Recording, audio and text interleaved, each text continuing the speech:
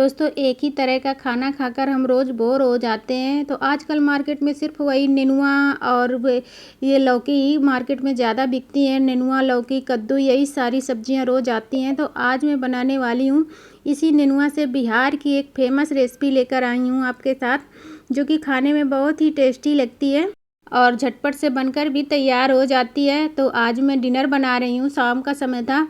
तो यहाँ पर मैं सारे इस तरह से नेनुआ, आधे किलो ये नेनुआ है, इनको मैं छील लेती हूँ अच्छे से। बिल्कुल मतलब कि फ्रेश नेनुआ होने चाहिए, तब हमारी ये डिश अच्छे से बनेगी और बहुत ही टेस्टी लगती है खाने में। तो इस तरह से सारे नेनुआ देखिए मैंने छील लिए, उसके बाद धुल लिया है और टुकड़ों में काट लिया है। अब मैंने लिया है एक कुकर। तो कुकर में हम डालेंगे थोड़ा सा तेल। 1 चमची के करीब मैं इसमें तेल डाल रही हूँ। तो आज मैं बनाने वाली हूँ नेनुआ का भरता। बिहार की ये बहुत ही फेमस रेसिपी है।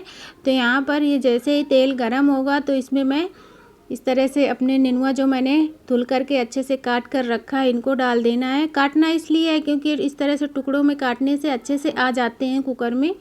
उसके बाद मैंने 8 से 10 कलियाँ लहसुन की डाल दिया है, 2 टमाटर डाले हैं और इसको एक बार इस तरह से मिक्स कर देंगे ताकि जो तेल हमने डाला है वो पूरे इस तरह से नेनुआ में अच्छे से मिक्स हो जाए। उसके बाद मैं इसमें डाल रही हूँ नमक।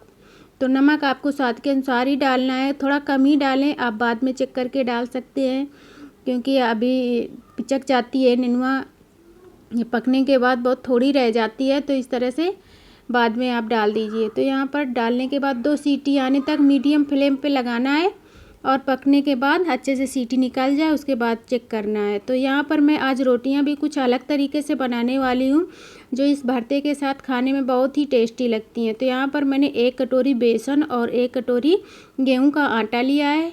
स्वाद के अनुसार थोड़ा सा नमक डाला है और 1 चम्मच के करीब सरसों का तेल डाल रही हूँ। उसके बाद इसको अच्छे से मिक्स कर लेना है। तो इस तरह से हम अच्छे से मिक्स करेंगे। दोस्तों, मेरे चैनल पर नए हैं तो सब्सक्राइब ज़रूर कर लेना और लास्ट तक वीडियो को देखना। बहुत ही यम्मी सी और हेल्दी सी थाली हमारी बनकर तैयार होगी। और ये इस तरह से मिक्स करने के बाद इसमें मैं 2 चम्मच डाल रही हूँ दही। तो गर्मियों में दही तो सबके पास रखा ही रहता है, अगर हो तो ज़रूर डालें, अगर ना हो तो इसको स्किप भी कर सकते हैं। इससे हमारी रोटियाँ बहुत ही खस्ता बनती हैं। तो यहाँ पर अच्छे से इसको भी हम मिक्स कर लेंगे मसल के, और उसके बाद हम इसमें थोड़ा थोड़ा करके पानी डालेंगे और एक बढ़िया सा सॉफ्ट आटा लगा लेंगे, जैसे हम रोटियों या पराठों के लिए लगाते हैं। तो पराठों के लिए हल्का सा सॉफ्ट आटा लगाया जाता है, बस वैसा ही आटा हमको लगाकर तैयार करना है। तो इस तरह से अच्छे से गूँथ लेंगे ताकि ये जब आटा हमारा अच्छे से गूँथा होता है ना, तो हमारे रोटी पराठा जो भी आप बनाते हो तो बहुत अच्छे से सॉफ्ट और खस्ता बनते हैं। तो इस तरह से ये देखिए आटा हमने तैयार कर लिया। इसको मैं 5 मिनट के लिए ढक देती हूँ। तब तक अपना ये देखिए इसमें 2 सीटियाँ आ चुकी हैं। तो इसको मैं निकाल लेती हूँ और ये देखिए कितना सारा पानी छोड़ा है। पानी हमने बिल्कुल भी नहीं डाला था और ये देखिए नेनुआ नमक डालने की वजह से कितना सारा पानी छूटा है और टमाटर भी अच्छे से गल चुके हैं। तो इनका मैं छिलका निकाल लेती हूँ ऐसे इस तरह से, तो आसानी से निकल जाता है। अब इसमें पानी बहुत है तो मैं इसको एक दूसरे थाली में इस तरह से निकाल लूँगी ताकि इस तरह से मैश करने में आसानी हो। वैसे इसको ज़्यादा मैश नहीं करना है, मतलब इस तरह से हल्की सी टुकड़े रहने चाहिए, तभी ये भरते की तरह देखने में अच्छा लगता है और खाने में भी टेस्टी लगता है। तो इस तरह से अगर चम्मच से करते हैं तो बहुत ही अच्छे से बन जाता है। तो यहाँ पर इस तरह से है। तो ये देखिए मैंने आटा पहले ही लगा लिया है, नहीं तो इसी आटे से आप मतलब कि आटा गूँथ सकते हैं। तो मैं क्या करूँगी कि इसको मैं फेंकूँगी नहीं, क्योंकि सारा पानी मतलब नेनुआ का है और ये हेल्दी पानी है। इसको आप सूप की तरह पी भी सकते हैं, नहीं तो इस तरह से मैं क्या करती हूँ कि इसको इस तरह से एक पैन में डालूँगी और इसी में मैं पानी डाल दूँगी और 3 से 4 मिनट ही लगेंगे इसको खुली आंच पे बढ़िया सी हाई फ्लेम पे इसको इस तरह से पकने के लिए रख दूँगी। तो अगर इसका आप पानी नहीं डालना चाहते हैं इस तरह से, आप उसको सूप बनाकर या फिर आटा बाद में लगाएंगे तो आटे में गूँथ सकते हैं, क्योंकि ये हेल्दी पानी है। तो यहाँ पर ना 2 से 3 मिनट बाद ये बहुत ही गाढ़ा हो जाता है। तो यहाँ पर मैंने मिर्ची नहीं डाली थी उबालने में, तो यहाँ पर मैं 1 मिर्ची बढ़िया से काट करके डाल दिया है। आपके पास जो भी हो डाल दीजिए, जितना आपको तीखा पसंद हो। वैसे भरता तीखा ही अच्छा लगता है, लेकिन मेरे यहाँ बेटियों के लिए मैं बनाती हूँ तो यहाँ पर मैं तीखा कम पसंद करती हूँ, मेरे घर में भी तीखा कम खाया जाता है, तो उसी हिसाब से मैंने डाला है यहाँ पर। उसके बाद मैं यहाँ पर देखिए डाल रही हूँ, एक बड़े साइज़ का मैंने प्याज लिया था, इस तरह से छोटे छोटे टुकड़ों में काट लिया है और ऊपर से इस तरह से प्याज डालना है हमको। और उसके बाद मैं यहाँ पर नींबू का रस निचोड़ देती हूँ। वैसे हमने इसमें टमाटर डाले हैं, फिर भी नींबू का टेस्ट बहुत अच्छा आता है भरते में।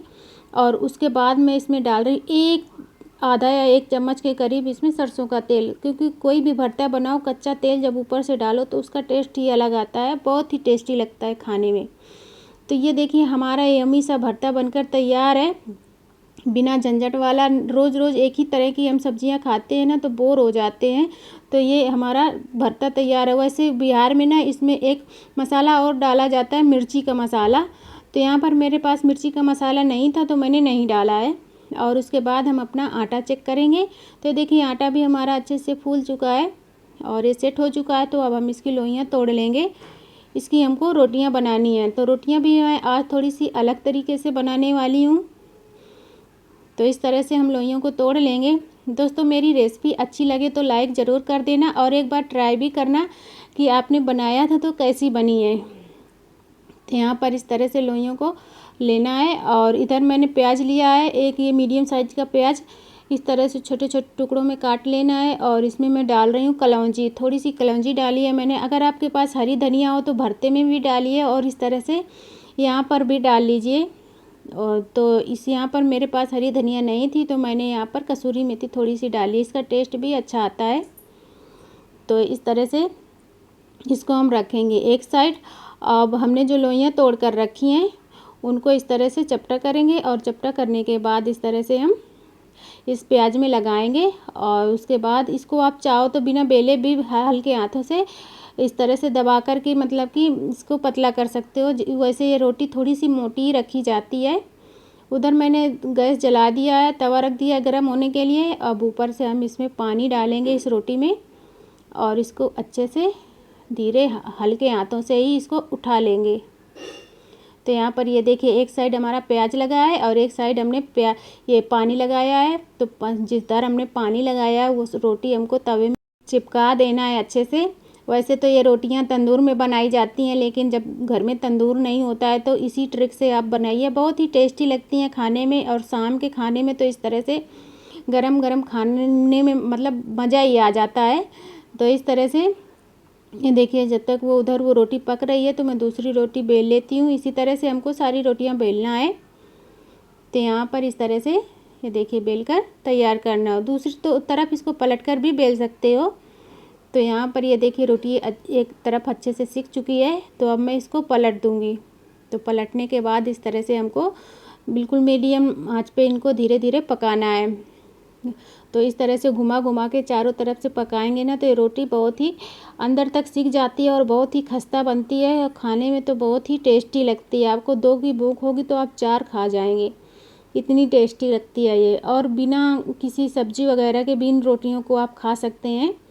तो इस तरह से ये देखिए मैंने रोटी सेक कर तैयार कर ली है और ये बिल्कुल तंदूर की तरह ही सिक कर तैयार होती है और खाने में बहुत ही टेस्टी लगती है। देखिए दोनों साइड से अच्छे से सिक चुकी है, तो इसको हम रखेंगे एक साइड और ऐसे ही हम सारी रोटियां अपनी सेक कर तैयार करेंगे। तो यहाँ देखिए दोनों साइड से अच्छे से सिक जाती हैं। तो ये देखिए इस तरह से हम इनमें अब लगाएंगे देसी घी, क्योंकि देसी घी से लगी रोटी की बात ही अलग होती है। तो इस तरह से हम देसी घी लगाएंगे सभी रोटियों में। और इन रोटियों को ना बच्चे तो ऐसे ही खाना पसंद करते हैं, उनको घी लगाकर दे दीजिए और ये खाने में बहुत ही टेस्टी लगती हैं, खस्ता बनती हैं। तो चलिए फिर अपनी हम डिनर थाली भी लगा लेते हैं। तो यहाँ पर ये देखिए हमारा बढ़िया सा भरता तैयार है। सुबह की मेरी दाल रखी थी उसको मैंने गरम करके छौंका मार दिया है, साथ में मैंने चावल तैयार कर लिया है गरम गरम और रोटियां भी तैयार हो गई हैं। क्योंकि ये भरता ना आप रोटियां नहीं बनाना चाहते हैं तो चावल के साथ भी खा सकते हो, बहुत ही टेस्टी मतलब कि भरता लगता है। ये देखिए कितनी खस्ता रोटियां बनी है हमारी और ये हमारी डिनर थाली तैयार है। तो आज की मेरी ये डिनर थाली आपको कैसी लगी है एक बार कमेंट करके ज़रूर बताना और बनाना भी, क्योंकि ये सिंपल तरीका है, बिल्कुल बनाना आसान है और गर्मियों के लिए तो बेस्ट है। ज़्यादा तेल मसाले नहीं कुछ भी पड़ा है इसमें, मसाले तो बिल्कुल भी नहीं डले हैं। तो तो अच्छी लगी हो तो लाइक ज़रूर कर देना और चैनल पर नए हैं तो सब्सक्राइब कर लेना। इसी तरह की नई नई रेसिपी पाने के लिए नीचे बेल बटन है उसको दबा लेना। Thank you, bye bye.